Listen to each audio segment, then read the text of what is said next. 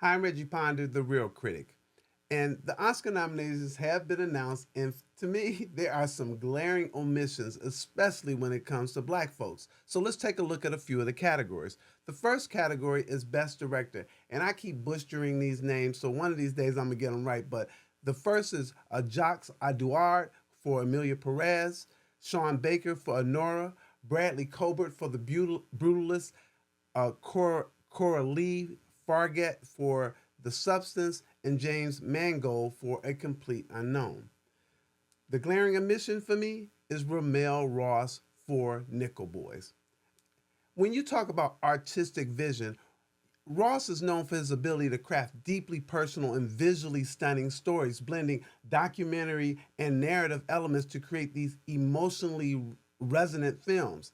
In this film, he told me, he said, I put some poetry into it, and boy, did he. The artistic approach is second to none, and he makes a visually and thematically intriguing film. And then the impact, man, his direction transcends conventional storytelling, offering a fresh perspective on the black experience, and more than anything for me, his depiction and expression of black love is something we rarely see with this depth.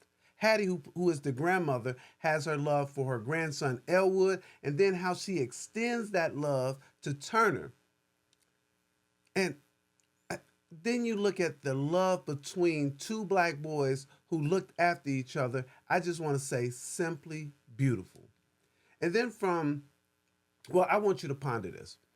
If the artistic visions of Sean Baker for Honora and Coralie Fargat moved the Academy, surely Ramell Ross's vision is on par, if not higher, to their films. Now we're moving to Best Movie.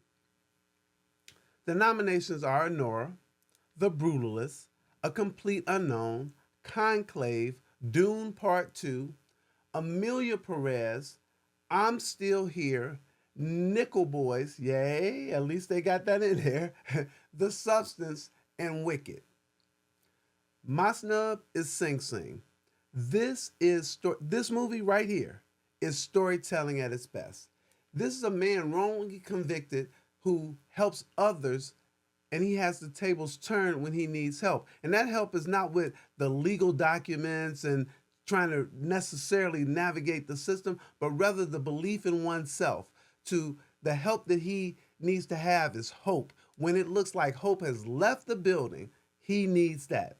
Sing Sing portrays the lives of these incarcerated individuals with empathy, humanity, and it challenges social narratives about incarceration. Of all the films that are nominated, and I'm not saying that none of these films shouldn't be nominated, well, I might be saying that, but this film moved me as you watch these men grasp for threads of humanity. It speaks to the issue of being wrongly convicted, which is Coma Domingo's character, but also to the issue of being eternally convicted. For those people who are going to be there and stay there, and nobody's ever thinking about them. From a black perspective, or for any perspective for that matter, are these men disposable to our society? The fewer black men we have, the weaker our communities. This film speaks to atonement, reconciliation, and hope. Sing Sing is my movie of the year because it combines great storytelling with important messaging. It entertains, but it also enlightens. It it humanizes, but it also humbles. Man, I love this movie, and I just think that this was a snub of grand proportions. And then the last category for this segment is Best Actress. So who's nominated? We have Cynthia Erivo for Wicked. We have Sophia Gascon for Emilia Perez. We have Mickey Madison for Nora. Demi Moore for The Substance. And Fernanda Torres for I'm Still Here. Who's missing? This is tough because I don't even see how they missed this. Marion Jean Batiste is missing, and she's missing for the movie Hard Truths. She delivers an emotionally charged performance that explores complex themes of identity, resilience, and love. Here's a woman who is clearly struggling to communicate and connect with the people around her. Batiste takes this character and makes you laugh at her words and deeds, but feel deeply for her fears and her condition. This role demanded vulnerability and range, and it demonstrates her ability to connect deeply with audiences. If you sat and saw this movie with an audience, you could tell how there were just these mood swings of, oh, that's funny, but maybe it's not funny. That's sad.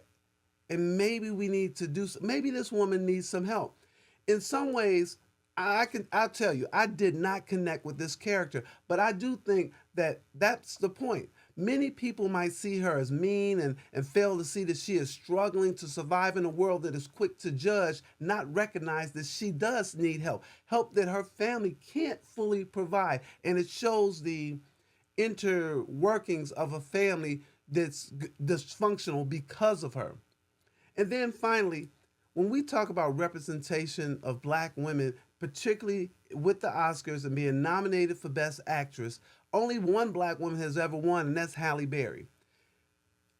While this year Cynthia Erivo is nominated, Batista's performance is powerful, is memorable, and is socially relevant. This was definitely a miss by the Academy. Well, that's it for this week. I'll talk about Oscar snubs for Best Actor, Supporting Actress, and Supporting Actor next time. I'll see you next week.